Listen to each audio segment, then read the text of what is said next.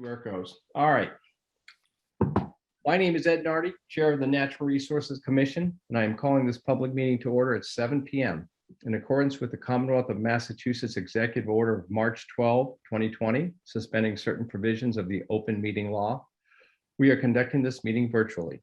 To ensure public access to the deliberations of the meeting, the public may access this call through video conferencing or telephone. Following the presentation by the petitioner and questions from the commission, members of the public will have the opportunity to ask questions and provide public comment. Please identify yourself with name and address for the record. You can also raise your hand from your phone by dialing *9 and use *6 to unmute. All video screens will be turned off with the exception of the commissioners, Delia, and the current petitioner. Once the commission has acted on an application, the petitioner is free to leave the meeting. Screen sharing will not be permitted unless absolutely necessary, and all votes will be taken by roll call vote.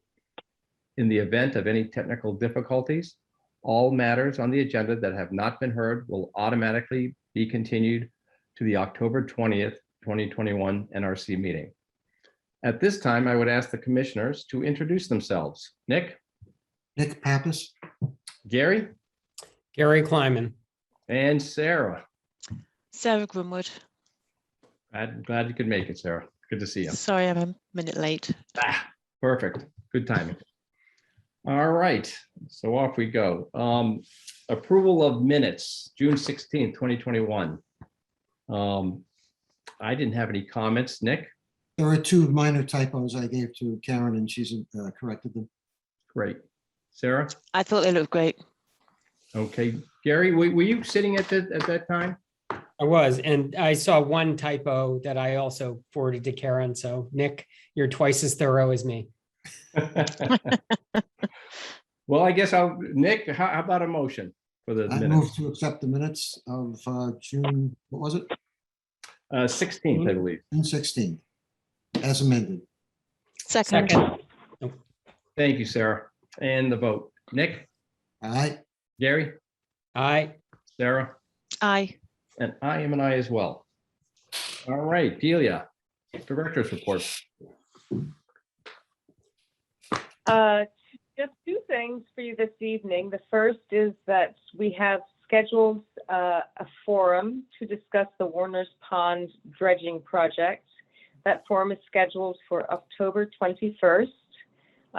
We're going to be reviewing the project's background and goals, sharing information that was gathered as part of the Warner's Pond dredging feasibility study. We're looking to obtain community input and explain the permitting process and anticipated dredging schedule. Just so you're aware, the permitting is being prepared right now for commission review. There's also a Section 401 DEP permit application, Section 404 Army Corps, and also Chapter 91, again under DEP. And that will be coming to you fairly shortly. We hope in the next 1 to 2 months, with the goal of having the construction or the dredging occur next late summer. So that forum is going to be virtual. I sent a press release off to Erin Stevens, our public information officer, and she'll be distributing that shortly. But 7 p.m. virtual on 2 weeks from today, October 21st. And then the only other thing that I have to update you on is that we had a very successful joint presentation on Lawns Be Gone. I presented with Jane Gruber-Chevalier, who is the new executive director of the Land Trust. It was sponsored by the library as part of their Sustainable Climate Action Prep Week. That video was recorded and is available. I don't know if it's posted yet to the website, but it should be. If it's not now, should be available. And Sarah, you can comment on whether you thought it was worth anybody having I a really look enjoyed at. it. Yeah, thank you, Delia. I really enjoyed it and appreciated the plants as well. Thank you. And Delia, would that be posted to the NRC website? That's a good idea. Why not? Yeah, yeah. The more the better. Yeah, I wish I think I noted I missed it as well, so wanted to attend. There Or was is good it posted attendance. otherwise? Delia, where else will it be posted? So the library will be posting it on their website. I'm not sure Okay. exactly where. But they also, the Friends of the Library very generously purchased 3 different types of pollinator plantings. Anise hyssop, swamp milkweed, and heartleaf alexanders. So they're herbaceous plantings, but and they were, we gave away one of each plant to workshop participants, and I think that they still have a number of those left over. They were going to keep some to plant at each library, but if you go, they may still have some available. Great. Well, take advantage of it. Right. That's it for All me. right. Thank you. Thank you, Delia. All right, we've got a couple of continuances out to October 20th. Can I have a motion on that, please? I move that we continue without discussion until October 20th. NOI for 66 Valley Road, DEP file number 1371577, and NOI for 61 Black Duck Road, DEP file number 1371578. Second. Thanks, Sarah. And the vote, Nick, Aye. Gary, Aye. Sarah, Aye. and I am an aye as well. All right, come to our first continuance of the evening. Notice of intent for 209 Musterfield Road, DEP file number 137-1567. It looks, at least by my notes, that everything seems to be pretty well cleaned up, but if the representative wants to walk us through that briefly, that would be great. Who's speaking? Is it Deshang Wang? That'll be Yes, good evening. good evening. I cannot turn on my video somehow. That's okay. Sure. Yes, we have responded to Delia's comments on the plan details. And so mostly ecologic consistency and some details for the tree protection and some on the, so we added a second page to it. And so if I don't know, Delia, you want to share or you want me to share my screen to go over on the plans? And we, in general, we have a total 9 trees to be cut, and the 2 will likely, let me see, I share my screen. There you go. Nope, that's not the one. There we go. Yeah. I'm sorry. No Too many problem. screens We're open. getting there. So yeah, we have added the table of trees in the proposed walk area. So yes, if you're looking overall, only the septic system, the proposed septic system is in the 100-foot buffer zone, which will in the grading, due to the grading and the leaching field, we need to cut 9 trees. It's likely, but we will try to save 2 trees. Given that with this red circle with a green like a clause in the middle, if you look at it, it's only grading is a fill. It's like roughly about 4 inches to 12 inches at most. So I think it's probably can survive rather than to cut down the mature trees. So that's what we, after we look at it, and we're proposing to plant 10 trees in beech, American beech, and then red oak and a black oak. So, which is found on the side. We did find 1 green ash there, given the ash is prone to disease. So, as a request from Dalian, I think it's a suitable here to have an American beech. So all the tree numbers and the symbols, consistency is all cleaned out. And then some of the trees, in case like the trees need to be saved, we need to put a protection fence around it, so we added that. And also around the 25-foot no disturb zone, there, if you look on the, so we will add in the protection fence if the trees can be saved. As we discussed, we will put the fence around it to prevent construction damage.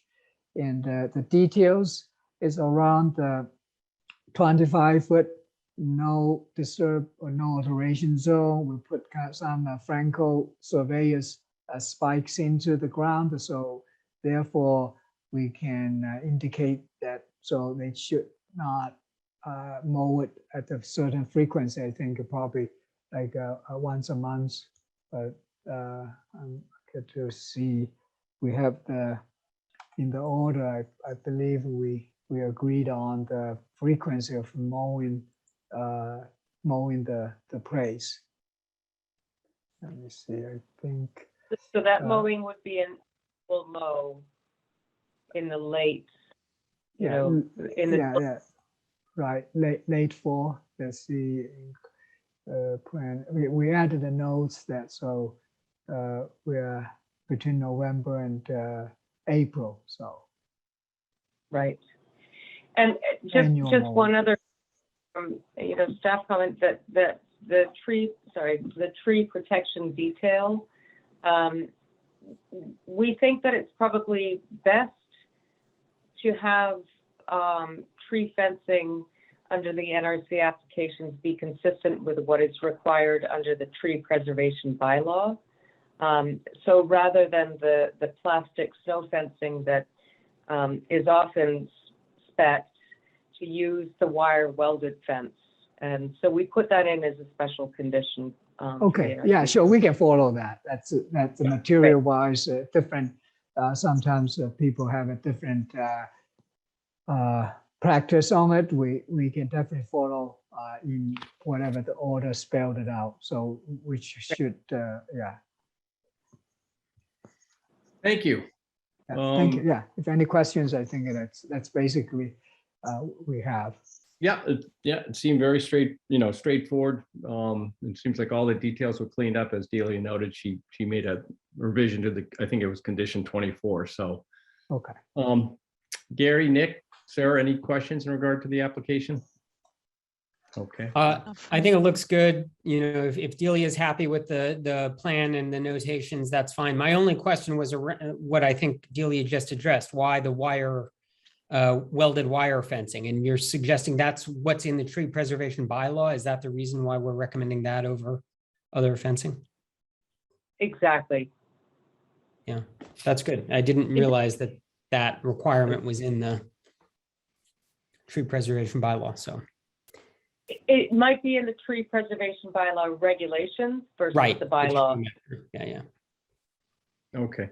No, I just know when I was on the planning board, Brooke used to go crazy about the tree protection measures not being adequate. And so I know she had a hand in the tree preservation bylaw development. So I'm glad to hear that it's consistent with what she would like to see, because I know the trees can be sensitive. Yes. Yeah, exactly. it's heavy equipment. Yep. Yeah. Okay. Any public comment on the application?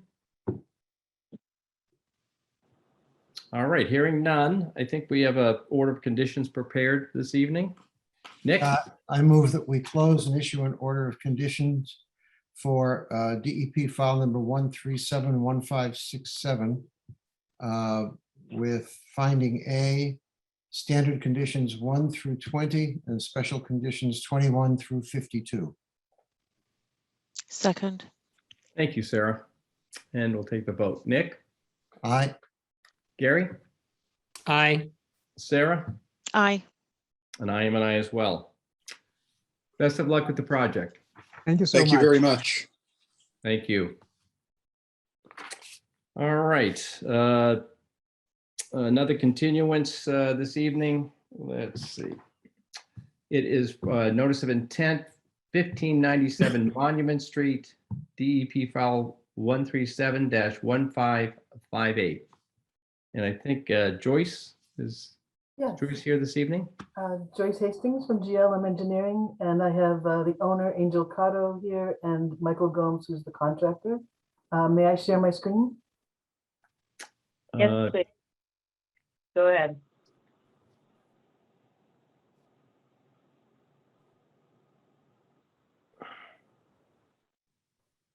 So after the last meeting, we went back and worked to, this was a deck that we had proposed. We had work proposed within the 25 foot, an increase beyond what was existing. So we went back and redesigned the deck. The goal was to get the swim spa connected to the deck here, connected to the house, I mean, in this area here. We do have we went back and looked at the setback for zoning. So we went to within 12 feet of the property line. We extended the swim spa along the side of the house. We put a set of stairs. We eliminated the stairs on this side. We have a bump out here for a grill. We've decreased the size of the deck area. If you can see the solid line underneath is what's there now over here. So we've decreased the size of the deck so that we could put a set of stairs down on this side. We have a little cover over a bulkhead that's down below. They can walk out onto the deck here and access the swim spa. So everything our goal was to try and access the swim spa from the floor of the house, and this seems to work. So we got all of our extra activity outside of the 25. And then we went back to looking at mitigation. And one of the, Delia pointed out to me today, actually, that mitigation within the 25 foot is at 5-to-1. So if I go over to my table, we were able to keep previously we had mitigation on the town property. And now we have between the between the 25 and the 100, I have 491 square feet increase in deck area or in activity.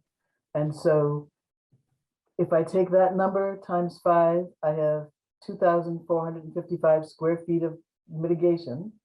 So we have proposed 2,800 square feet. I have bumped up the mitigation plant numbers to be 10 feet on center for trees and 5 feet on center for shrubs. So that ended up being 60 shrubs and 8 trees. Excuse me, 10 trees within this area. I've taken markers and put them at 25-foot intervals along the limit of work, and then added one additional one down the side so that it can be clear that this is town property. So there's one beside the deck and then 4 across the back at 25-foot intervals. There was, again, the debris pile is left marked to be removed. One of Delia's additional comments was that I had not identified on the plan the stockpile area where materials would be stockpiled. I just said it would be beside the driveway. So I called out that area. We thought about putting some stockpiling in the driveway, but right now there's an easy way in and out so that they're not trying to back onto the main street. We put it off to the side in front of the house. So that this would be materials that are staged for construction would be basically sat in the front lawn. We don't anticipate there's no excavation. Any excavation for footings is something that would simply be moved away and put into the back of a truck and taken out. And then one of her last comments from today was that there is an outlet to the basement sump pump that comes out into the wetlands in this area here. So one of the things we've done in the past is, I don't really have a lower spot anywhere else. In the basement, it needs the sump pump. So one of the things that we talked about doing was going back and finding where this comes out, and putting in what's called a bubbler pot, so that when the sump pump comes on, we can have this in the lawn, so it's not discharging into the edge of the wetlands. It just basically pops up and lets the water distribute over the grass. And then when the sump pump turns off, it goes back into the ground. Kind of like a sprinkler head would, when it pops up to go off and then slides back down when it finishes. So rather than digging a trench, and one of my thoughts was to put it over in this area here that might feed this area, which has high groundwater anyway. But rather than having to dig a trench, we thought it might be best to basically find intercept the trench in the lawn and just install it there, pull it back from the edge.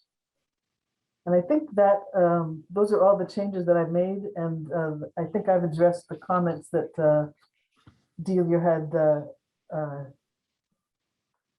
sent out this morning. And I don't know if you have any other questions. No, I think it seems to be a creative solution in regard to the, working around the 25. So appreciate that. The only other question I have really is just on what you propose, that sprinkler, if you will, sprinkler-like. What happens if that doesn't work? Because it's just another moving piece that, is there a bypass to that, or thinking more for the homeowner themselves, just because things there's a happen? velocity that, so there's really no, it has to go out somewhere. So we can either have it just go out over the ground, have it Daylight out, but there's no change in elevation out here, except as you go around the edge of the wetland. I see. So the only way to do it would be just to put the pipe out and just have it daylight. So that, and this is really effectively daylighting. Because if it gets stuck or if it becomes a problem, I would say it needs to be watched or looked at. The only cases where this might be an issue would be, let's say,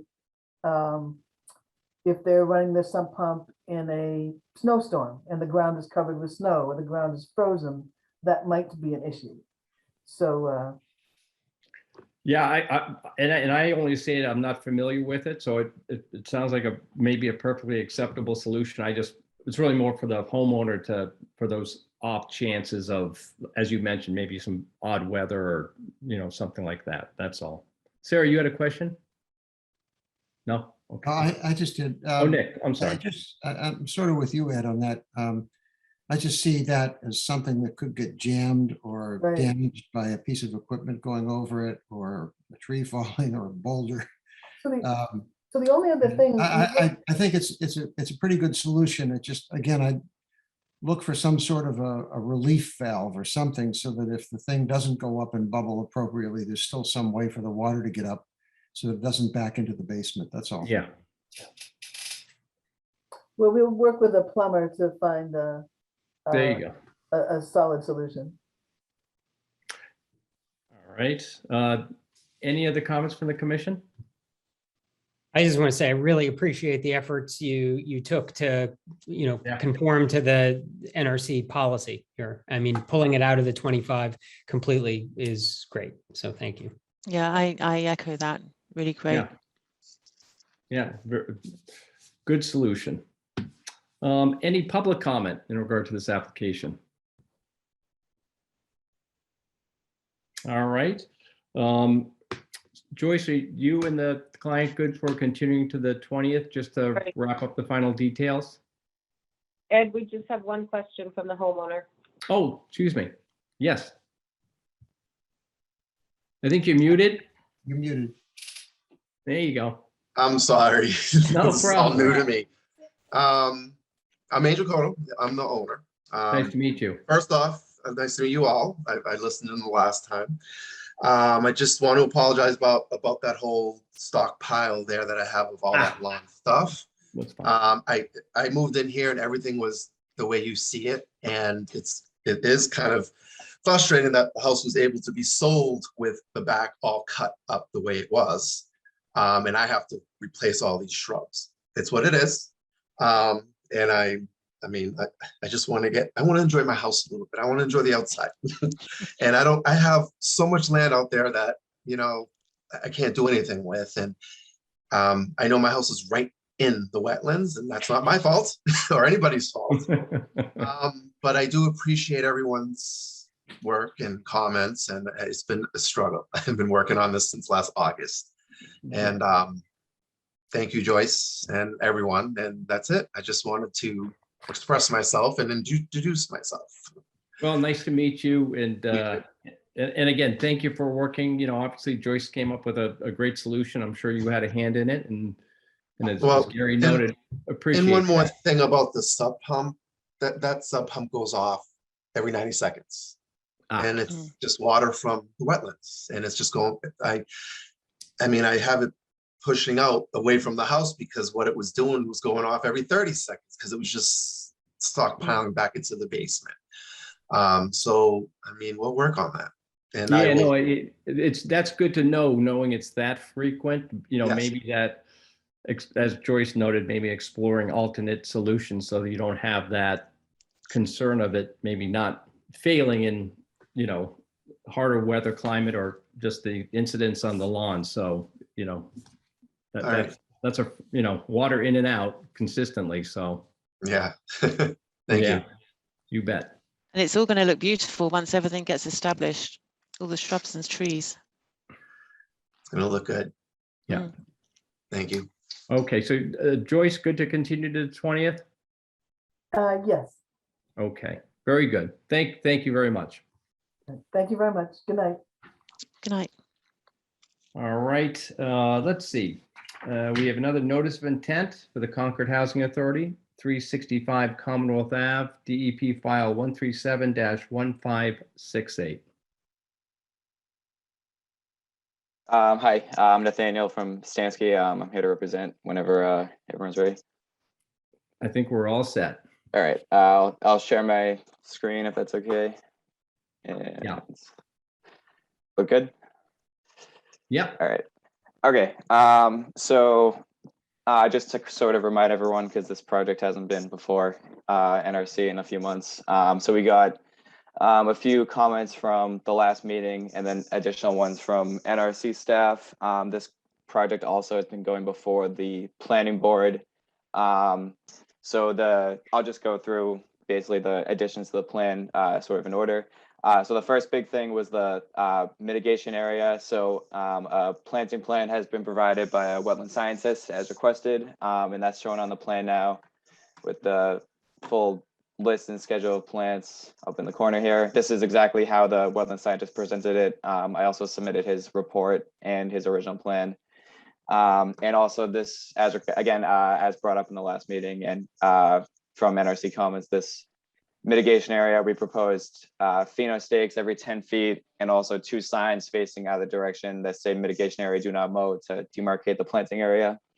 The stockpile location is shown down in the corner outside the 100-foot. And also to address roof runoff, we proposed an infiltration trench. It was originally against the side of the house, but the planning board wanted it moved, so it's 5 feet off the foundation. And we called out 2 downspout locations. They're going to be underlain with splash block or riprap, and that's to prevent erosion, slow down any water coming off of the roof of the house. And recently, worth mentioning, the planning board was satisfied with the most recent plan, and they voted to recommend that the ZBA approve this project. Those are all the major points that we were asked for recently. I'm happy to take any questions. Thank you. Thank you. I guess really a question for Delia and the commission is just on the signage. I think at least in my notes, it said, you know, pheno markers with no mowing beyond this point. And I think we've got a mix of markers and signage. if I read it correctly. Mhm. Do we want to boil that down to pheno markers with that notation on the pheno markers, or are people okay with this kind of mix? I think you're right, Ed, it should be consistent, and it should just say, the pheno markers should be labeled, mitigation area, do not mow. And I think that was added as a note, Nathaniel, correct? Oh, is that right? Okay. Yep. I didn't pick that note up. Oh yeah, no, yep. Note number 4, very specifically laid it out. Mitigation area, do not mow. Okay, Right. The 2-inch markers are big enough to fit the whole saying, but you can also make a bigger one. okay. Thank you for pointing that out. Yep. Any of the, any commissioners have any further comments?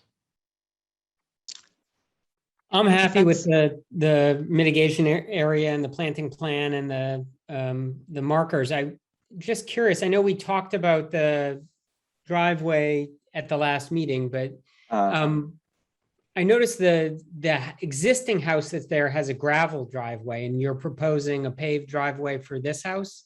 Mhm. Is there a reason not to match and do another gravel driveway? I honestly, it didn't come up. I'm not sure. I think, I mean, if Rick Eifler, from CHA is here, I don't know if he wants to weigh in on that. And I don't remember if there was a preference or not. I just didn't know if that would make a difference in terms of the permeable area, but I guess I can understand. Yeah. Building a new house, people like asphalt.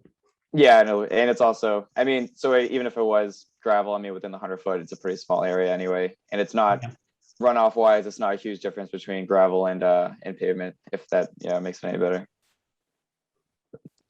Can't see Yeah, which way it's pitched. Yeah, we wanted a good quality driveway for at least the new house, and we're, limiting the work on the driveway on the existing house is not awesome. And it probably could be done better, but it's not really part of this project. So, Correct. Okay, thank you. No, so anyway, I'm happy with the adjustments that have been made. Okay. Any, yes, Delia? Just one staff comment. I know that the planning board was concerned about the massing of the structure from the pond and from the Giroux property, and so they included a condition in the special permit that, or they're recommending approval of a condition in the special permit that we work with you to come up with some screening trees, and so we've included that as a special condition in the order as well. 2 screening trees. Rick, are you good with that? yes, yeah. And Okay, good. my understanding is the town's paying for the trees, so we have no problem with that. Okay. Very good. All right. I think any comment from the public in regarding this application? All right, hearing none, I think we do have a order of conditions prepared. I move that we close and issue an order of conditions for DEP file number 1371568 with finding A, special standard conditions 1 through 20 and special conditions 21 through 59. Second. Thanks, Sarah. And we'll take the vote. Gary?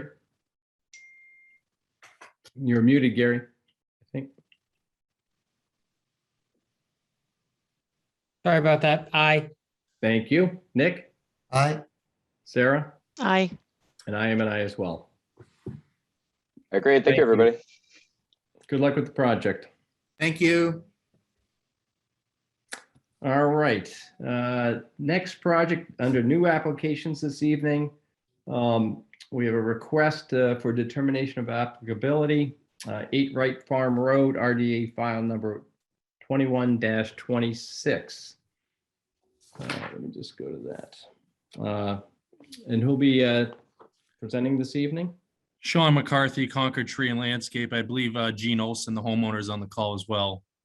Evening, Sean. Good evening. So I can share my screen. I could share the application and the live photos of the location of the proposed patio. It's an existing wooden deck patio. Sure. That would be currently permeable. And Gene, the homeowner, was hoping to just replace the existing footprint with some sort of hardscaped material. We were just looking for some recommendations or some suggestions of what would be allowed. It is a corner of it, I believe, does run through the 50-foot buffer zone. Delia, you muted? Sean, can you just go ahead and share your screen, please? I'm trying, sorry. Let me see. That's okay, no worries. You guys see that? Not yet. Really? Delia, could you bring that up in case Sean can't? I think, how about now? There you go. There you go. So this is you could see number 8 right there, the orange. I guess it's more about halfway through the Gene's back patio. Mm-hmm. And then if it'll allow me to scroll up here, let me see. These are the live photos of the patio itself. She has 2 timber walls on either side, and then in between it's very similar material that a deck would be, but it's set directly on the ground surface. Hey, Sean, could you rotate that by chance? See that little, that's by the minus plus, yes. There you go. Perfect. Thank you. No problem. There is a little bit of gravel, 3/8 pea gravel to the right side of it. You see where that shrub is? Yes. Along the right side timber wall. I think her hope was to extend the patio to reclaim that space as well, because you can see the stone kicks up on the patio and becomes a mess. I think also the wooden deck itself has become a rotting issue because it's sitting directly on soil. Mm. Do you want me to scroll up? I think I have another photo of it too in the application. Yeah, I know think if that's a pretty good shot. Both of them. Yep. Right there, yeah. So it is a replacement in kind at the end of the day. Yeah, just replace it. Right. We're not going any bigger on the footprint. We're not coming out any further past the house than it already is. Right. And are you proposing permeable pavers or?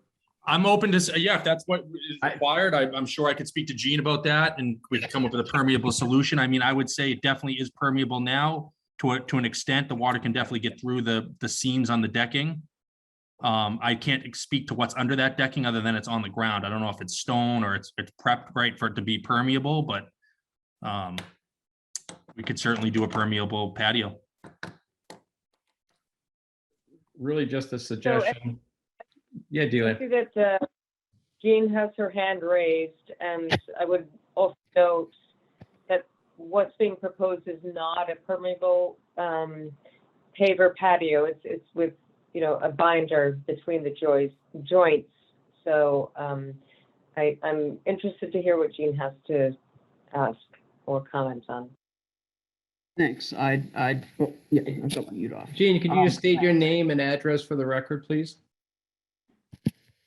Yes, my name is Gene Olson, and it's Olson. It's misspelled on the agenda. Oh. And it's 8 Wright Farm, not Wright 8 Farm, doesn't have road after it, so it's 8 Wright Farm in Concord. Thank you. So I just want to, I agree totally with what Sean has said. We're not intending to increase the footprint at all. We want us to have the same footprint. And the wood really has become, it's becoming rotten. We actually have a termite issue that we had to deal with in the door. So we really wanted to get this replaced before that becomes even worse. And about the gravel, we're happy either way, actually, with either keeping it or going with the stone. It's whatever you guys think is best is fine with me. I really wanted to make sure that we're doing what's right for the environment. And of interest, and I was watching Wheel of Fortune, and one of the things was actually protecting the environment was as you were coming on. So I thought that was kind of cute. And Gene, would you be okay with permeable pavers versus, pavers set in water? Whatever is best for the wetland is what I'm interested in. I understand that there's a difference And to me, what's important is protecting our world, so. Okay, that's great. And just a note, I don't think there's a problem covering the gravel with the new, product. How do the commissioners feel about that? People good with that? Yeah. Okay. Yes, Yeah, sir. I think just exploring permeable pavers is fantastic. So if they're willing to look into that, that would be great. Yeah. And Gene, I'm more than happy to send you some options on the permeable items as well. Yeah, that's great. I'm available anytime, as you know, Sean. Great. That's fantastic. Sounds like we're in good shape there. I think there's a note, and Delia, was this included as the condition to store any kind of materials beyond the 50 feet? Yes, it is. Oh, it is. Okay. Yep. Yeah. All right. Any other comments from the commissioners? All Well, right. so the only thing is that if the project description is changing, and it sounds like it's changing in a good direction to go to, permeable pavers, I think that, when can you let us know that? Because this permit can be closed tonight, but it should be pending receipt of acceptable alternatives. Or Delia, could we add it as a condition to the recommendation this evening? Yep, we could. It's an RDA, so yes, you can proceed that way. Yep. Okay. That way we could kind of wrap it up and, Yep. Okay. Great. Okay. Any public comment in regard to this application?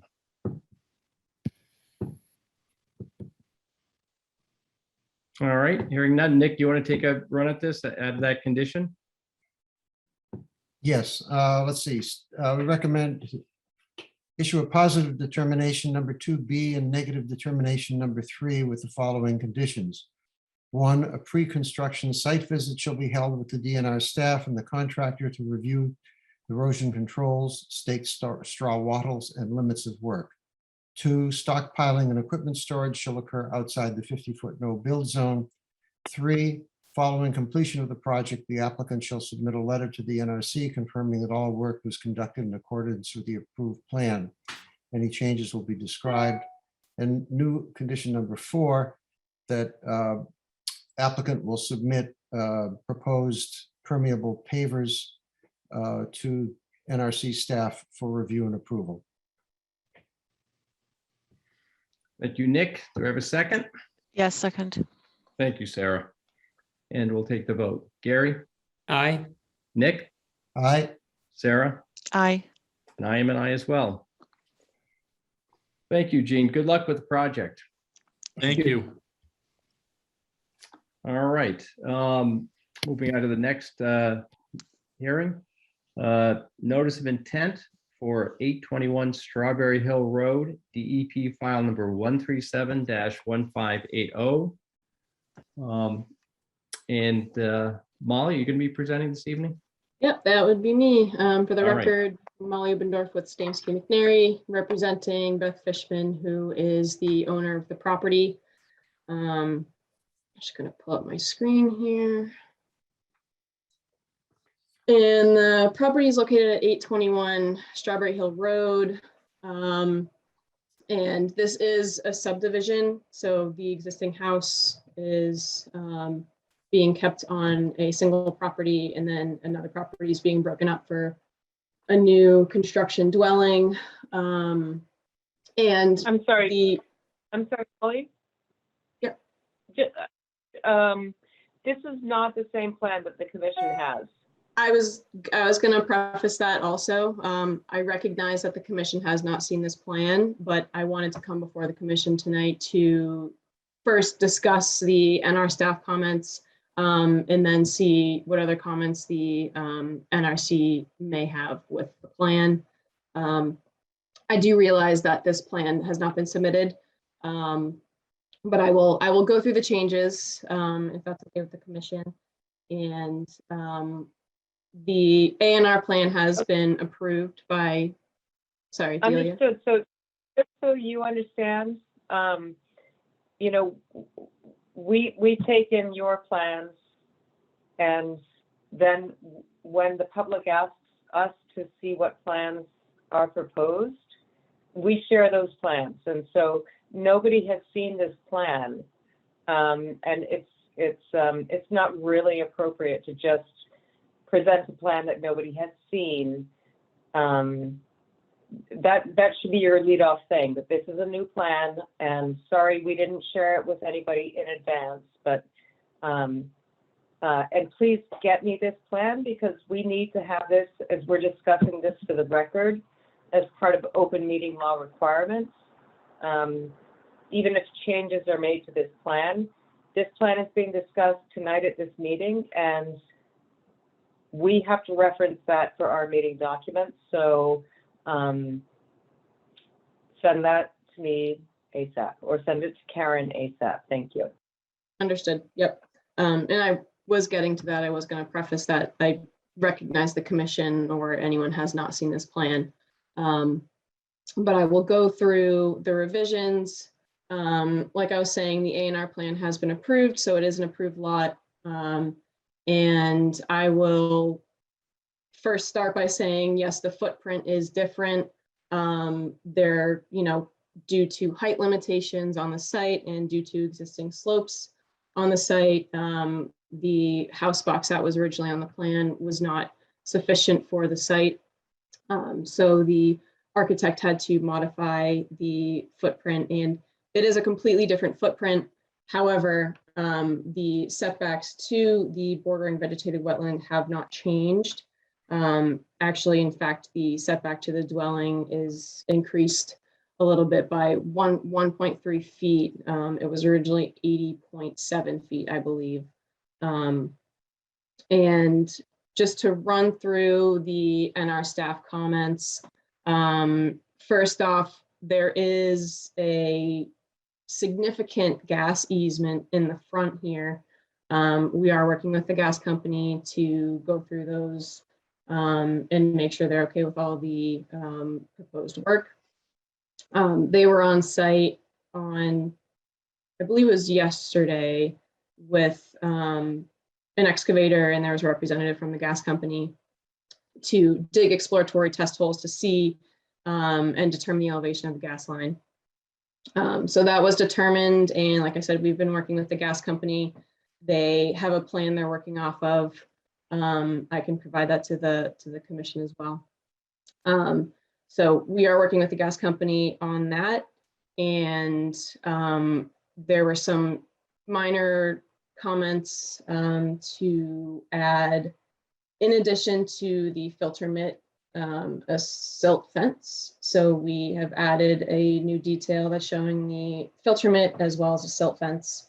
And the drainage for the property was requested by the commission. I would also like to point out and just recognize the work that is within the buffer zone. I know there's a lot going on site, but the work within the buffer zone consists of the construction of a portion of the dwelling, this portion here, and associated grading in the rear. The driveway is fully outside of the buffer zone. The septic system is fully outside of the buffer zone.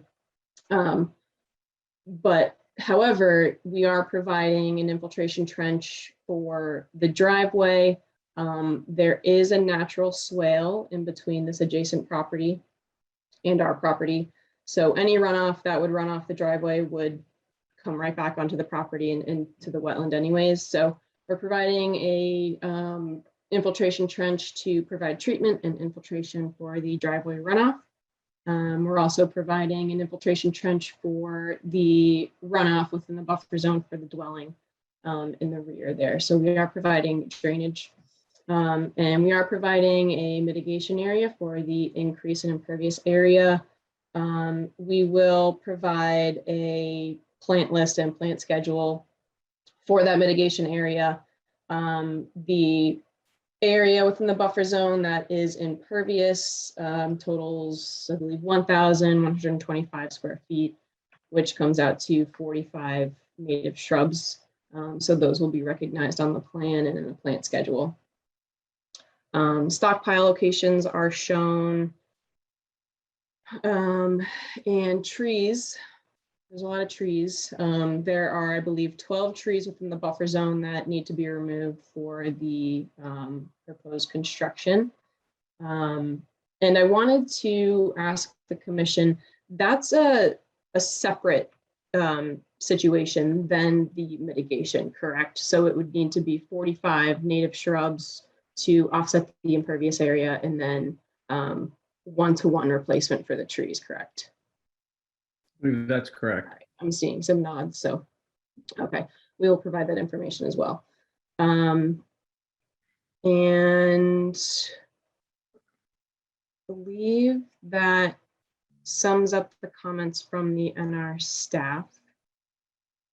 A couple notes. Clean fill will be required site-wide to prevent spread of invasives. And I think that pretty much sums up the project. I am happy to answer any questions the commission has or public comment. Okay. I guess I was just trying to, it's a small plan, just trying to identify the infiltration trench detail, where that is located along the driveway. So we got the details here, and then the infiltration trenches all along the side of the driveway. It's cross sloped.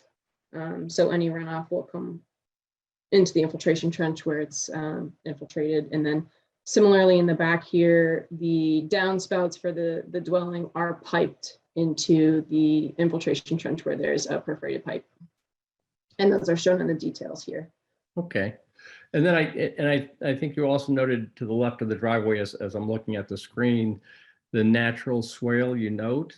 But I guess the question I have is that you're manipulating the grades up there to introduce the driveway, which changes the grades. And is that going to affect in any way more water shedding into that swale than it is today? No, I mean, technically, the same amount of rain is falling on the same amount of property. It just runs off a little faster on pavement. But because we're providing the infiltration trench along the side of the driveway, that will capture any runoff. No, I'm I'm sorry, Molly. Maybe my question wasn't clear. Not on the driveway, but to the left of the driveway where you're regrading the grade. It seems like, and you point out that natural swale, but it seems like the today's grading is far different than the more significant grading off the shoulder of the driveway. So it is becoming a little bit steeper. Yeah. But it's not changing any of the drainage characteristics that are existing today. There's still this natural swale here. It's being maintained as a natural swale. It's a little steeper in this area, but not going to change any of the drainage characteristics on that side. Okay. A Molly question. Yes. Has the soil been tested? Do you know in infiltration trench, the soils will be suitable for absorbing all that water? Yep. There's good soils out here. I don't see any trenches. I don't see any pits. So there's a pit here, and there's a couple over here. But they're not near the infiltration trenches. That's correct. But the soil was very consistent across the site, and Concord is notorious for consistent soils. With wetlands in the back, there's usually consistent soils. So I can confidently say that the infiltration trench will act as it needs to for the driveway runoff, as well as the roof runoff. Oh, it looks like there is a pit. I'm sorry. Is that a pit up there that says gas line elevation equals? Yep. So these were test holes done yesterday. The gas company came out to witness them. These were just to determine the elevation of the gas line, just to make sure that the utilities we were proposing and the driveway we were proposing weren't detrimental to the work within the easement for the gas company. And the gas company does have certain requirements. They do require 5 feet of cover over the gas line for a driveway, we are providing that. And then all these utilities here, since we're filling in the front, the utilities, none of the utilities go underneath the gas line. They're all going over the gas line, including the water line.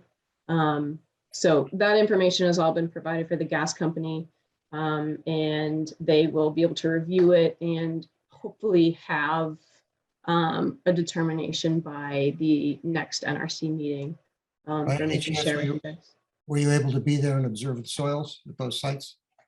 I was not asked to be there for those test holes.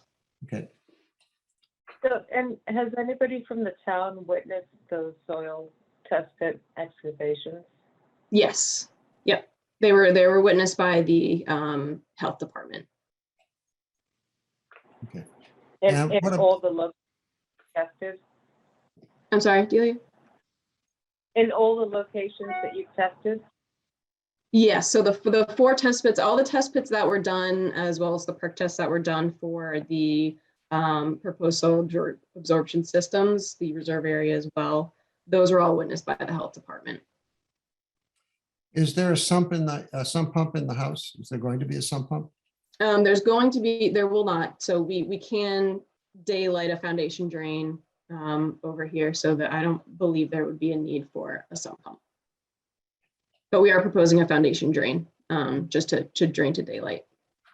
And that's around the entirety of the house? Yes. Okay. All right. So, Go ahead, Delia. well, I just, I share the concern about the grading off the driveway, shedding water onto the adjacent parcel. And I'm not sure that that's squeezed in infiltration trench. Have you run any calculations on that to determine, you know, what storms that's going to hold and where the water goes after that? Not specifically, but we have proposed infiltration trenches along driveways countless times. We've never had a problem with them, especially in sandy soils. I'm sure you have. I'm just wondering, this driveway is how many feet now from the property line? I believe it's 5 feet. Okay. And so, yeah, so I would suggest to the commission that you might want to have the drainage evaluated by a third party to see if this is actually going to work. And if it's going to. I don't think, I mean, this is a single family house. Drainage isn't even necessary for a single family house. We're providing this as, you know, an insurance. I think drainage, you know, you can't, you know, your stormwater can't go on someone else's property. And given the proximity, which is 5 feet, based on the, you know, the storm event, it's, you know, that's the concern, I think, right? Keeping, I mean, even if it's running off water on your property. But the property over here is higher. So any water running off of the driveway will go into the infiltration trench and be infiltrated. And any water that will come off this slope will go into the natural swale that's already existing and then fall back into the wetland. There will be no effect on this property over here, which is higher. And well, this area. Molly, just a quick question. When you say that area is higher, but there's a swale, so that's lower initially, correct? Or am I missing something? Well, in between the properties, yes. So there's a natural channel in between the properties here. Mm-hmm. And then it increases in slope this way and increases in slope this way. So I could argue also that the neighbor's property is running onto our property, you know, like it's. Okay. It's not related to that. It's related to when you have construction. And I'm going to ask that you label those contours so that there's some clarity around where the drainage is going. The driveway contours? The dark contours, I believe. Oh, no, right? contours are labeled. So no, the ones that are unlabeled? Thank you, where your cursor is now, so it's clear what we're actually looking at. They are labeled. I think. So we have an 86 contour and it slopes up to a 90 contour. I think if I'm reading this correctly, the dark parallel lines on either side of the driveway are new gradients, right? That's correct. Yep. The darker Those- lines are It proposed. would be contours. very helpful if those were labeled. Okay, there is a label here, but more labels can definitely be put on those. Absolutely.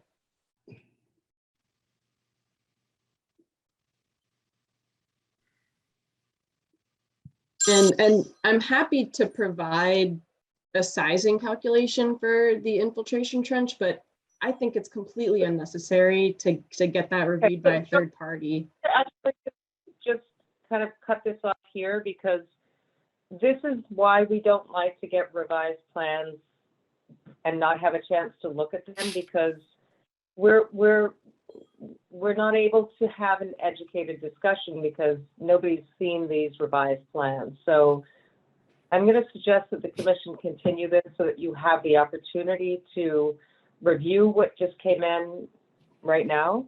I think you know that there's, the additional comments that have come up at tonight's meeting, Molly, and if there's any additional comments that the commission has, but it's not productive to have a conversation on a plan that nobody has reviewed at a public hearing. I think there's members of the public who are here that would like to comment on the proposal. So maybe we can move to that. I guess I just have one final question, and I'm just wondering what the actual footprint is of the dwelling, because I am concerned about how close that proposed driveway is to the adjacent property line. I'm sorry, what exactly was your question, Delia? What's the footprint? Footprint the size of the proposed house. What is the footprint, like the dimensions? Probably the square footage. I Right. don't know off the top of my head, actually. Okay, If so you- question to come back with, so that we understand that. And Molly, I just have one question on the driveway. Is it crowned or is it a flat drive? It's cross sloped, so it's not crowned, it's flat, but it is cross sloped to discharge into the infiltration trench. Okay, thank you. All right, well, with that, and I guess the only other comment that I'm sure you picked up was the, I'm not sure you identified the trees yet in terms of that, what's removed, what's going to be saved. Yep. et cetera. Okay, Right. so that's pending. Mhm. Okay. So with that, we'll move to public comment on the proposal. I see James Nager hand up. James? If you could unmute yourself and introduce your name and address for the record. I can, and if you'd like to start the video, I'm right here. My name is James Nager, and I live at 75 Channing Road. I'm a direct abutter. So when you're talking about runoff from our driveway, which has been here since 1992, running off onto the new construction, I have to say, these are our existing conditions. Thank you very much for allowing me the chance to comment. We have lived at 75 Channing with my wife and our son Gabe, who's 14, for 5 years. We live on almost 5 acres, 80% of which is protected wetlands that we maintain and we pay taxes on without any request for changes in those conditions. We're proud to do that. We have great appreciation for the natural value of the wetlands on the property, and thank you for thoroughly reviewing this project.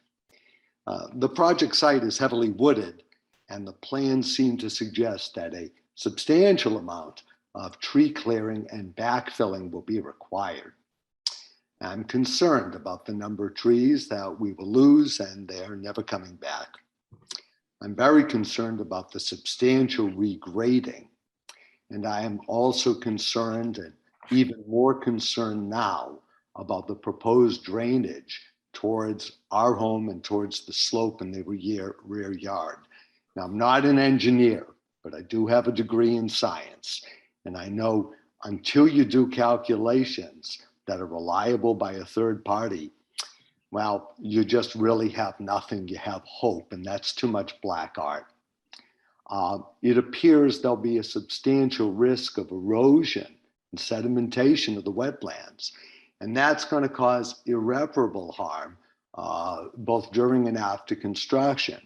I enjoyed at last meeting hearing the proposal to spend $1 million to buy some property in town. I think that's a wonderful idea, and I support that with all my resources.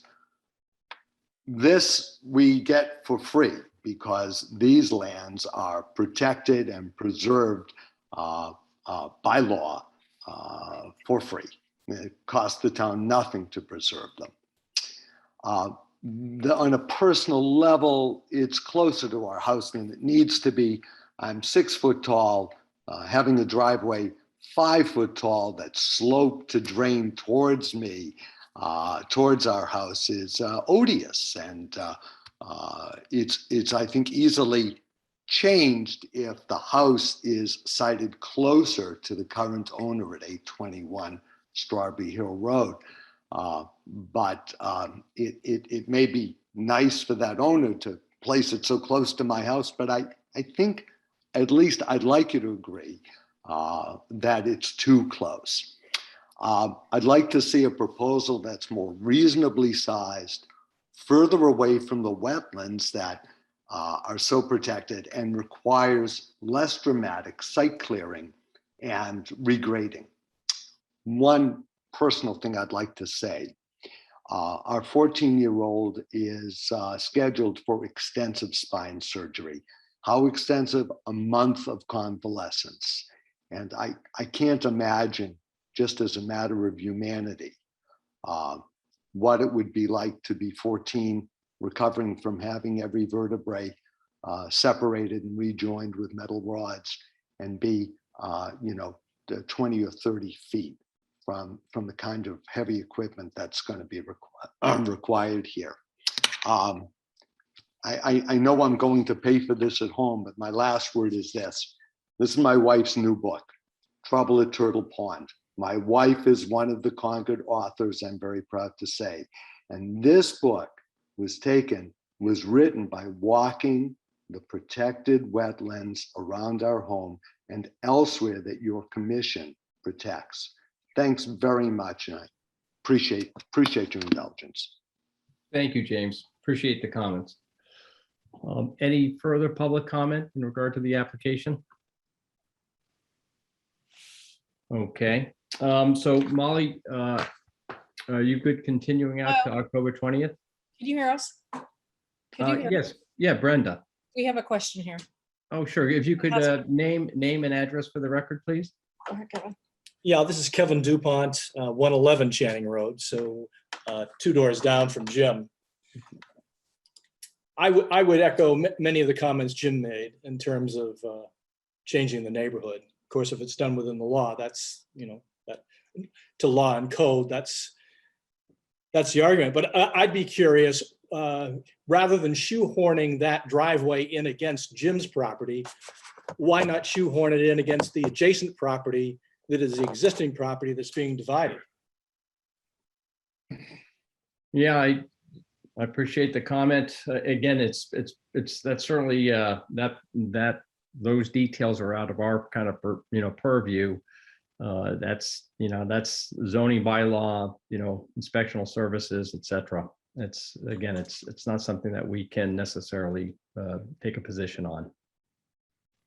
Yeah, I'm not looking for a position, but I'm just looking sort of just stating common sense here, which is, by my eye, having driven by it the last 25 years that we've lived here, that property does not slant. That property does not grade.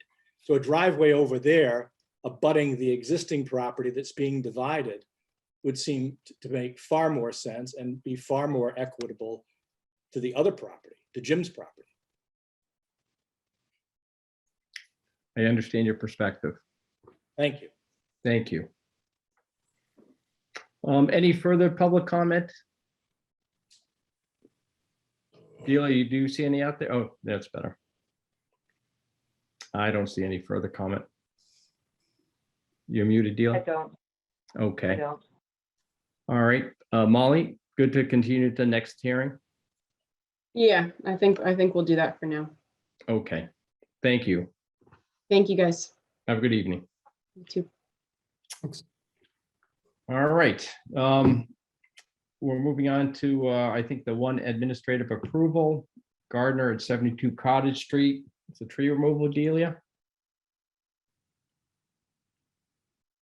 Yeah, no problem. Take your time.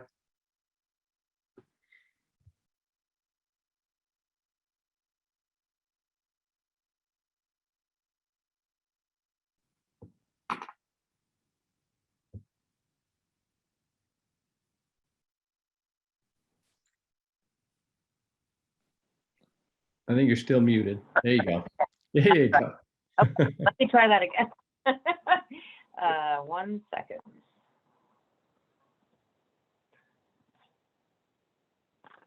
Okay. You can see my screen? Yeah.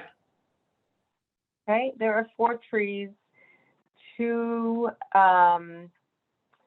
let's see, 2 Norway maples and 2 silver maples that are in this location, these locations here that were identified by the homeowner and confirmed by Will Holden, our land manager, to present a significant hazard either to her house or property due to severe stress issues, and they are leaning in her direction.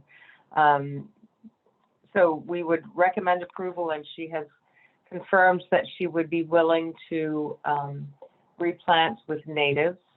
And I think, and I hope that Pam is still on the call, but I think it was rather than the 1-to-1 trees that she would prefer to do the 2-to-1 shrubs. So 2 are in wetlands and 2 are in the 25 no disturb zone, and no heavy equipment within any of these areas. Okay. Seems reasonable and seems like I don't have any problem with the 2-to-1. Are they going right down to the ground area, or will the ones in the wetlands be snags? So the proposal was for flush cutting, but Pam Gardner, if you want to respond to whether you'd be willing to leave, one of the trees is a 15-foot high snag, that is always encouraged because it does provide good wildlife habitat.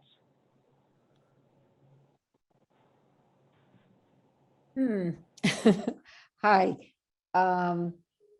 We have a significant number of trees down, or even the term you use, snags, already for wildlife. The one that's really leaning, I think, doesn't make sense to leave at all because it's about to fall over.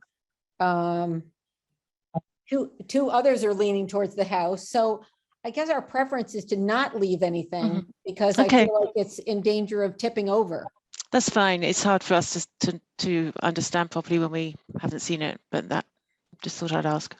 Okay, thank you. Thank you, Pam. All right. And I don't believe this requires a vote, Delia. Correct? No. We're all set. No. Okay. You're all set, Pam. Thank you. Thanks very much. Have a good evening. All right. You as well. Thank you. We have a couple of COCs. Yes. So the first is Ann Elton's property at 415 Lowell Road.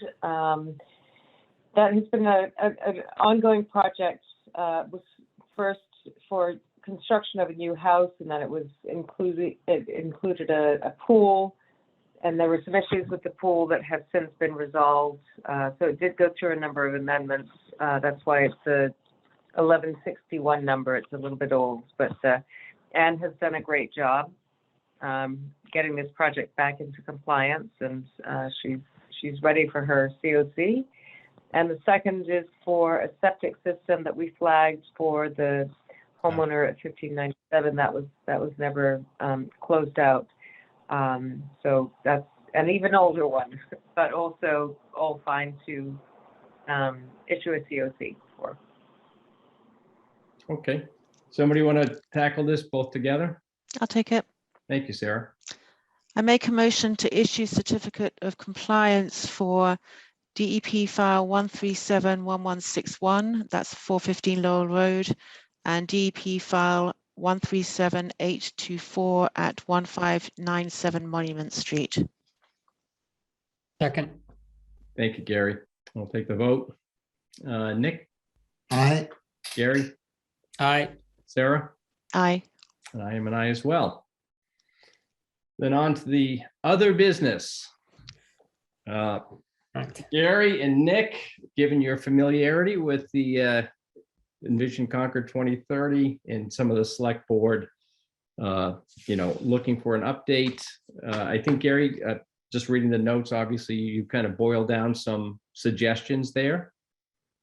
Well, right. So thanks. And I should apologize to Nick, who is also on the Envision Concord committee, for not really reaching out and consulting him ahead of time. But I did sort of take a crack at just looking through the plan and identifying, from my perspective, a new perspective on NRC, but my broader perspective working with the Envision Concord committee as to what I thought might be good areas for us to weigh in, and specifically which areas we might take a lead in versus what areas other committees might lead in, but where we might play a supporting role. So I'm very interested in getting Nick's perspective on some of these areas, but I worked off of a version of the plan that had already been excerpted. Delia and the planning department had gone through the much longer list of goals and actions and selected, oh, thanks for sharing the screen, just those actions that were sort of relevant to the Natural Resources Commission. And so I took a quick read through those and tried to distill a few themes. And I came up with basically, 8 themes that I thought made sense for us. And I have to admit that I was taking more of a forward-looking perspective, whereas I think what they're looking for November 15th is, one, a report card on progress. What has the committee actually done, or what has the town done in the area of natural resource protection, as well as what are the remaining priorities or outstanding priorities that haven't been tackled coming out of this plan from 2019. So there may be more here that I've missed in terms of, what we can take credit for and things we should point to in terms of protections that we have already taken. But it seemed to me, just in a nutshell, that, there are a couple of zoning or a couple of areas of zoning, both in the villages. There are some zoning proposals, and in rural outlying areas of Concord, there are some zoning proposals. And in the villages, I think our committee has a role to play in protecting. Most of our village centers have rivers and streams that run through them. And I think we have a strong role in protecting those rivers and streams from any proposed zoning changes. So I think that while the planning board probably should take the lead in proposing, zoning that might encourage increased density in our village centers and many of the other goals of the Envision Concord plan, I think we have a role in just making sure that there are riverine protections as those zoning changes happen. Similarly, in the outlying areas, I think there's a balance to be struck in terms of housing, opening up land for housing versus protecting natural resource protection and maintaining habitat and so forth. So I think that, again, while I think the planning board would probably take the lead on those zoning things, I think there's a role for us to make sure that, there's good natural resource protection in place. There's another item that wasn't really on the list from, and I don't know, Delia, if you want to scroll down to the, are you sharing your screen? Yeah. I was going to say that there's an element about economic development and maintaining a vibrant economy and developing coordinated branding opportunities, marketing opportunities for the town that would basically allow for the tourism economy to expand and take advantage of a lot of the cultural resources and historic opportunities that are available in Concord. But another idea that came up during the process that I think, we might have a role in playing is thinking about branding opportunities for, wild and historic river tours or festivals that support our natural resources. So even though, that probably should be led by our visitor center or economic development staff, I do think there might be a role for us there as well. And the last one that I would mention that I think really is probably something that should be led by other groups is the Climate Action Advisory Board has adopted a climate action plan. And that climate action plan calls for an urban forestry master plan with indicators around forest canopy. And again, I think probably the CAB is the right group to, lead that effort, but I think that we could have a role in supporting that. And then, there are 4 areas where I think probably it makes sense for us to take the lead, and these probably won't be as surprising to you, but stormwater management, there's a bunch of goals under land use, goal 1, action 6, goal 5, actions 1, 3, and 4. Even under transport, there's some things that talk about stormwater management with parking lots. And under infrastructure, there's a bunch of goals that deal with stormwater. I feel like we might want to sort of bring those all together and maybe just review what the town's stormwater practices are. How we want to feed that into this process around, the individual goals. I don't necessarily know, but I think that, stormwater is something that I think we should be looking more carefully at. And, right now, stormwater is sort of, I think a lot of it is, well, I don't know. I'll just quickly run through a net blue task force was something that was recommended. Again, under land use, goal 5, I think it's actions 3, 4, and 5, all sort of talk about, water use and I think that one of the recommendations coming out of the report was to form a net zero task force addressing greenhouse gas emissions, but in sort of parallel, a net blue task force really ought to look at water use in this town. And, in preparation for future more intense storms, there's the stormwater piece I just talked about, but there's also potential for increased drought. And, we maybe want to think about, what we're doing in terms of water usage in the town. And I know Nick and I had a lot of conversations about lawns and irrigation systems back when we were looking at this. And then the last 2, just generally strengthening natural resource protection. I think that that is something that, is highlighted throughout this in terms of something that I think we can take credit for now. We have, strong natural resource protections in this town. I think we can, in giving our report card, talk about what we've done. But I think there's always room for improvement there. And then the last thing I would mention is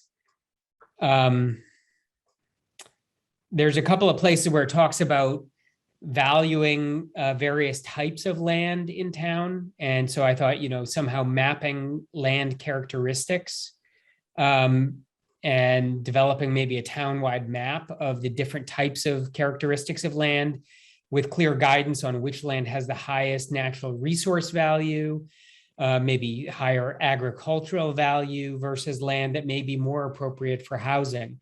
I think that could serve the planning board. I think it could serve developers. I think it could serve a lot of different purposes in terms of helping different groups, think about not only natural resource protection, but housing and the way we use the town's land and private land. But I'd love to hear from Nick because he Well, was part of the I've been committee. taking notes while you, I've been taking notes while you talked. Yeah. Working on the Envision Concord 2030 plan, I took on the area of transportation. And one reason I did is that the town has no focus on transportation, and there's no one who on the committee who would obviously step up and do it based on their resumes. And I learned a lot. One thing is that a lot of problems we have to do with sprawl. Concord is the epitome of a town that's sprawled out. We just don't have enough density to get real efficiency in things like transportation and actually to protect the environment more. If people weren't so sprawled out, there wouldn't be so many cars moving around. We could possibly preserve more open land if we did this right. I don't see density as a problem. I see it as a long-term possible solution. Really long-term in transportation, we have to get individual people out of individual cars and get to something that's like shared mobility, which is very difficult, almost impossible to do with low density. And so I think anything we can do to support efforts towards concentrating housing, if done right, can be balanced with some some serious benefits for the environment. So I think it's something we should strongly support. About water, Alan Cathcart has for years talked about having an integrated water management plan. And I think it's something we need to strongly support. The state actually does allow gray water in the code, in the plumbing code, but it's not used because of expense. But if we could get the the water that comes from washing clothes and dishes and other, sanitary reasonable uses, if we could get that used for things like irrigation and handled a little bit differently, I think it could be very helpful. So I think those are the main things. But I think this whole issue of density is an important one. It's not something that people in Concord are inclined to support because I think they fear Concord becoming something like, a concentrated city, but I think we can do it with the right balance. Thanks, Nick. And Gary, certainly. Just out of curiosity, is there a sustainability department in town or a director that leads that? Oh, yeah. Okay. All right. So we have a sustainability director who was Kate Hanley, who resigned, or, she took a new job and left about a year ago. And I don't know, Delia, do you know where they're at with hiring her replacement? They have just hired somebody. She has not yet started, so it's still in the works, but they have made an offer which was accepted. So I would say within, the next month, that person will be on board. And so with the sustainability director, one of the main things that Kate focused on over the last, year or two that she was with the town was developing a climate action plan. And the climate action plan was initially, really focused on climate mitigation. There were a few concerted efforts by several folks in town to broaden that perspective. And so, to Kate's credit, she really did embrace adaptation and resilience. And so there were several elements of, land use planning and resilience that were brought into the climate action plan. So it is sort of a balanced plan now. And that's partly why the urban forestry master plan that, is proposed. I think, the CAB, the Climate Action Advisory Board that, helped develop the climate action plan is probably the right group to take the lead on that. And I hear what Nick is saying about sprawl and density. And yeah, we, struggled with this. That's why it became, big idea number 2 in our Envision Concord plan, was really just that point, is how do we balance, natural resource protection against housing, because there's a lot of pressure for housing and development, affordable housing is in particular. And how do we do it in the right way? And I guess, I would ask back to Nick, is NRC the right group to lead that? Or, as I had sort of posited it, I feel like we should be a supporting role. Like the planning board really should be the ones changing zoning, getting zoning right so that we build in the right places. But I feel like our supporting role could be helping to develop this value map, mapping the characteristics. I think that would serve them well. And I also feel that, we can help out in the village centers with this, strengthening the resource protections around our rivers, which, in streams that do run right through the middle of these villages where we may be proposing increased density.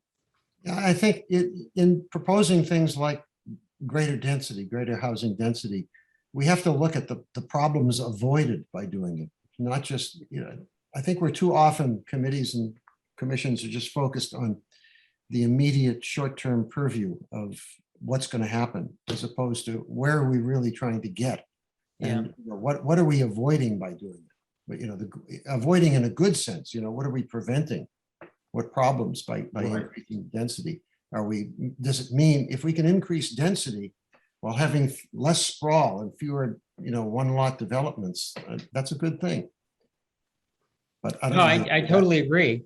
I just don't want to, increase density at the expense of, building in our 500-year floodplain, or, Sure, we're more vulnerable to increased flooding, which we know is going to happen. Yeah. Well, I think maybe one role we have to play is to show what the benefits are of the density. And to be the Natural Resources Commission and pointing out the benefits of density might surprise some people, but might make a good point. Right. The thing on transportation, I take it as an example because you can't solve the transportation problems by taking a short view. The only way you can solve it is with a blockbuster approach, and we had that in some of the big ideas in the Envision 2030 plan, which is if you imagine people coming to visit Concord and driving to some sort of parking, it's like Disney World. It's a parking facility you drive to, and there is transportation for you to get you where you want to go in the villages and to the historic sites and the art places. It takes away the burden, takes away the traffic. It's a wonderful solution, but it's a big solution. It takes vision and it takes years to implement. And it takes, sort of transforming the way people look at things, not as a short-term problem to be solved with bigger parking lots in the town center or anything like that, but, something that we want to go towards. All good points. Hey, just going back to sustainability again, and Gary, you mentioned greenhouse gases. Has that been on their agenda as well? Looking at, new buildings, new systems, and imposing higher, efficiency and standards in regard to any new construction. I know beyond residential, commercial, et cetera. Definitely. And, the planning board has been focused on this for years and struggling with how, the fact is we're preempted by state law. The state building code is what establishes how stringent we can be in terms of, greenhouse gas footprints. And that's why we requested home rule petition this year at town meeting, asking the state to allow us to set our own building codes. And the Climate Action Advisory Board has been very active with the Climate Action Plan to develop, plans for that. In Envision Concord, there was a goal to establish a net zero task force as well as a net blue task force. I sort of focused on the net blue task force for us on the Natural Resource Commission, sure. But there's, the Light Board and the Concord Sustainable Energy Committee and, the Planning Board to some extent, I think are all, looking at things that might reduce greenhouse gas emissions and initiatives and goals and actions that would support that. Yeah, I only asked because I've got a project in Lexington on the personal side, and Lexington's could become very aggressive, which is great on the commercial side, right? In terms of imposing, more electric, on the front end, and really having, fossil fuels play a smaller and smaller and smaller role in substantial projects. and that's where it's got to go. And how you implement that and whatnot, but it's really born out of, frankly, citizens groups that are, bring these, warrants to town meeting. And it certainly has a substantial backing in the Lexington community. So I think it's, as much as I might not like it, I do like it for the better, for the greater good environmentally. And it's really, obviously, they've been very aggressive. I think it's, again, all to the good. And I'm glad to hear that. Again, I'm not as plugged in terms of, some of your experiences, but that's great. Yeah. So. No, Concord is too. And, we've been working with about 16 different communities. The Rocky Mountain Institute had a building accelerator program where 16 communities were working, trying to advance the building codes so that, all new construction could be fossil fuel free. But yeah, and again, so much of it starts in the envelope, right? You got to attack the envelope, or else you can put some great systems in, but it's still going out the windows and the walls. So one of this may be really off point, but I've noticed a lot when construction happens. I am really dismayed at how many pieces of microplastics get generated, and pressure treated lumber sawdust, and just all kinds of things that aren't put into the dumpsters, and they are just left on the ground in the construction sites. Yeah, no, that's a great point, Nick. Especially with the establishment of all the plastic trim that's out there today. Oh yeah. Right. They cut that like it's 2x in the, in the field. If you will. And microplastics go off into the wind. Right. I was looking at a project, or I was on site at a project, not just visiting a project, and I was walking through, frankly, small piles of the microplastics being trimmed by, and everybody loves this stuff because you put it up, the paint hangs onto it. There's no expansion, but you're absolutely right. I don't know, Didi, I don't know if there's anyone we can work with, and I guess our only jurisdictional thing is if we can keep it out of the 100-foot zone, out of the resource areas, but. Well, but I mean, that's a good point, Nick, because it does eventually wind up in the wetlands. So don't we have some jurisdiction to? It's something to think about. Is that, Delia, what do you think about, thinking about that as a future condition in terms of those types of materials? It helps to raise awareness, even if our jurisdiction is small. Bringing the issue up starts to educate the contractors. Yeah, I think that's right. And I think including it as a special condition, management of, milling and, cutting on site, I think that makes a whole lot of sense. It's true. I mean, it's a different purview than planning board, where we only are able to take jurisdiction of activities that occur outside of the 100-foot buffer zone or 200-foot riverfront area, only unless and until they come in and have an impact within those jurisdictional resource areas. So it is limiting, but I think the planting the seed. I think it's an area. I think it's an area where we should be aggressive until somebody slaps us on the wrist. I mean, if they're doing, if they're milling stuff outside the 100-foot, but we can see from the gradient of the slope and the way the rain flow, the way the surface water flows, it's going to get into the 100-foot. Put it in as a condition. Right. Sorry. Well, I was just going to say that, I mean, we have interests, right? There's 8 interests that we can pursue, right? Interests include the public and private water supply. If this stuff is winding up in the water supply, don't we have an interest in preventing that? If it's affecting wildlife or fisheries. Absolutely. If it's getting into the soil, that's us. But, I mean, it just has to be within the context of when people come to us for a permit, right? So they're already, Our jurisdiction or actions that remove, fill, dredge, or alter are resource areas that may affect those interests. So, I mean, if it's altering the resource area or wetlands and affecting the interest, the wildlife and the protection of groundwater, it seems to me that we have jurisdiction. I think you, Delia, you'd clearly. We do. The jurisdiction comes in once there is an impact to the resource area itself. We don't have any jurisdiction once, when it's outside, but as soon as it's within and altering, and there's, pretty demonstrable.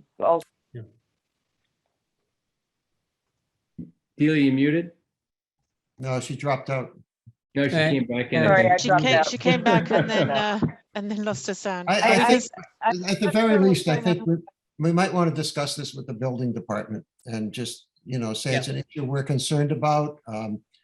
It seems to me if they're working outside, just outside the 100 and stuff is going to get into the 100, then it seems to me it's arguable that we have some jurisdiction there. But we have, okay, so I'm going to just say this is going down a little bit of a different track from what we are scheduled to talk about. But I'll tell you right now that the building department, and I will say, until if we have something that we're regulating and we're issuing a permit on, then I think it's entirely appropriate to include this as a condition. But the building department staff and my staff, we don't have time to be chasing projects that may, I get a call, somebody says, I think there's some plastics that are 99 feet from wetlands. And so we go and we measure it. But what is the impact? And are you, what's demonstrable? I mean, we have to have some standards and some criteria that we establish. So let's. I agree that the enforcement is limited. I think that, Nick is right, though, that just including a condition might raise awareness. Yeah. And might be. I think that's no right. Question. And again, there'd be pushback on demonstrable effects, which, you could be chasing. You can find papers on microplastics. Yeah. I can try and pull together some literature. Okay. So it's got to be literature that demonstrates impacts to wetland resource areas, not human health. That's what we always come up against. Yep. Great. So in terms of the Envision Concord, so would it be helpful? How would you like to proceed with this for the next meeting? I mean, if people sort of notionally agreed with the 4 areas that I saw for NRC lead and Nick, I mean, I think that your sprawl issue fits with the zoning issues that I raised, but we could highlight the sprawl aspect a little bit more. And I think that your integrated water management planning fits with the Net Blue Task Force, basically looking broadly at water conservation and drought management. I don't know if we can broaden it to be, including integrated water management planning. Then it seems to me that Delia, you forwarded to the whole committee a format that they're looking for. Mm-hmm. So can we populate that template using these 8 ideas, including sprawl and integrated water management planning? And Gary and Nick, the only question I would have on is stormwater management. Would we be supportive versus, Public Works taking the lead on that?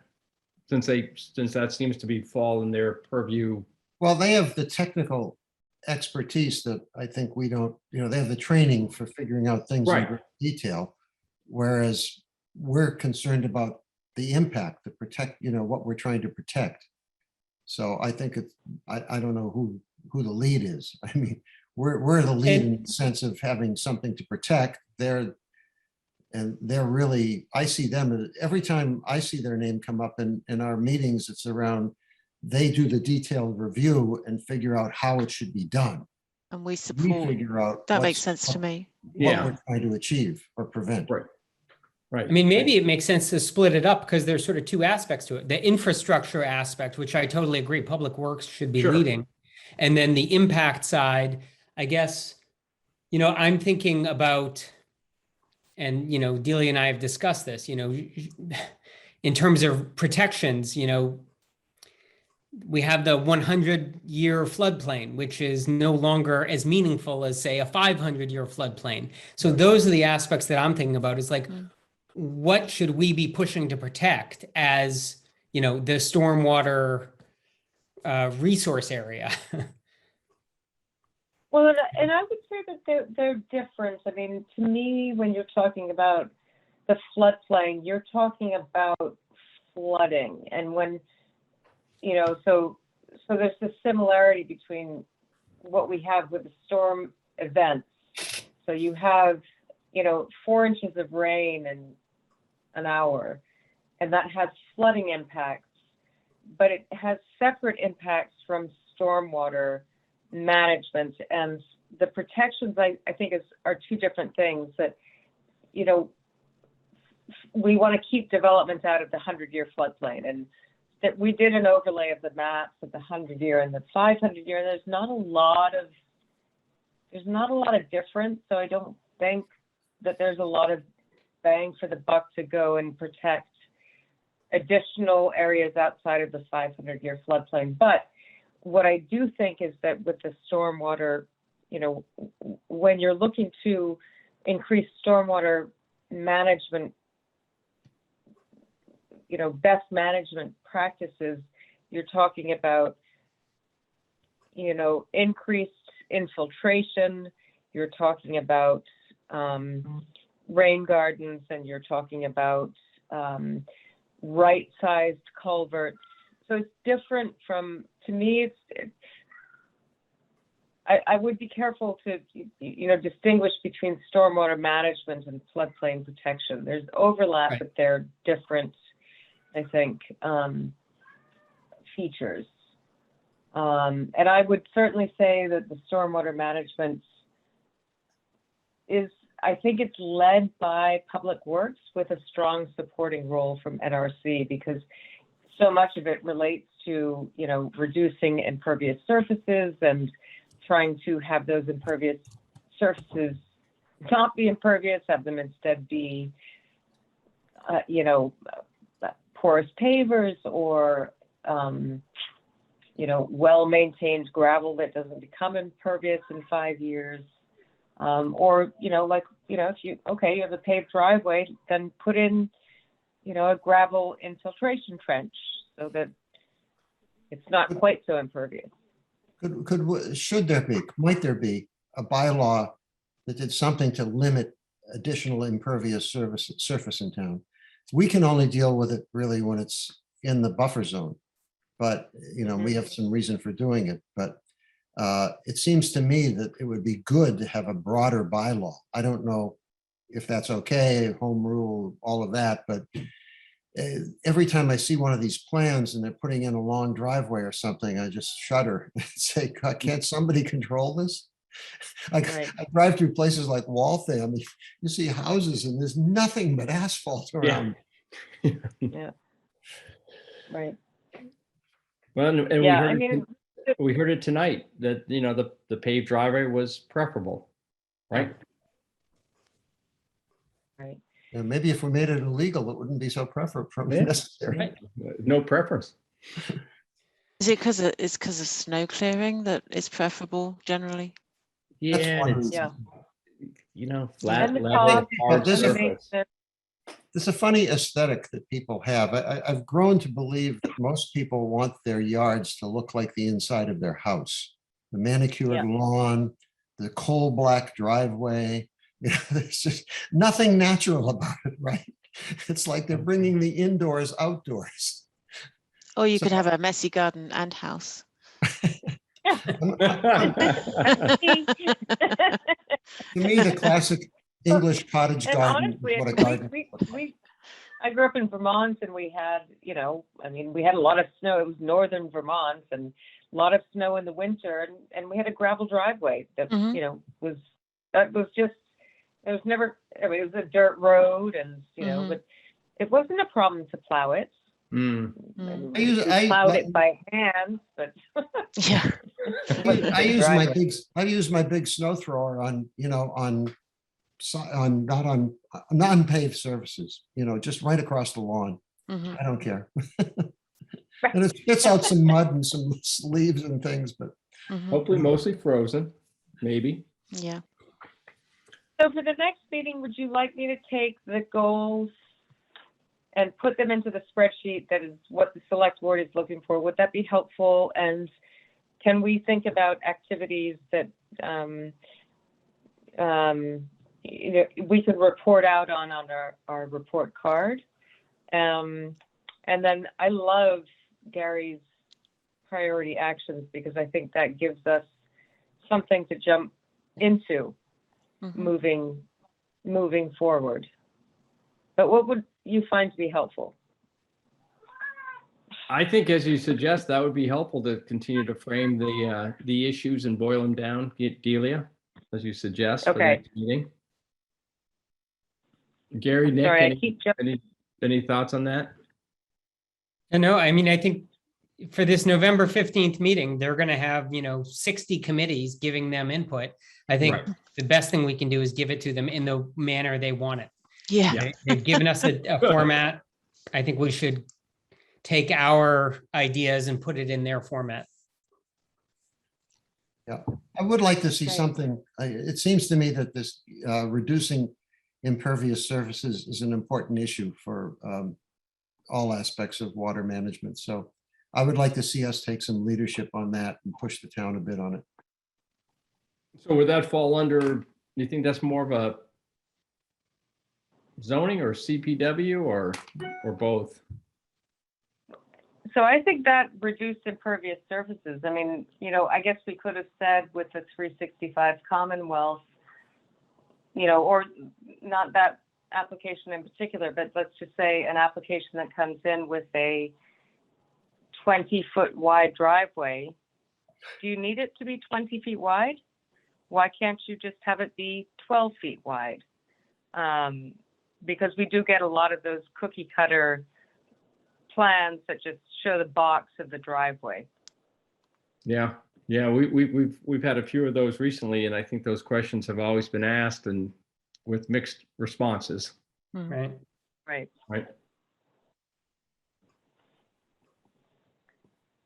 Right.